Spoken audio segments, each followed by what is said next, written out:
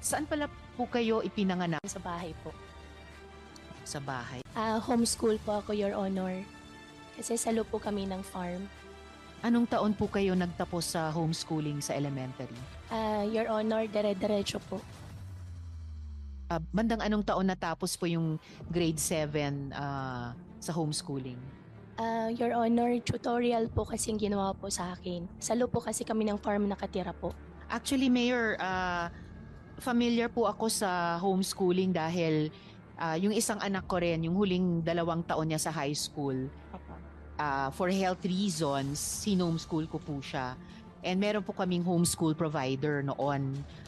Sino po yung naging homeschool provider ninyo?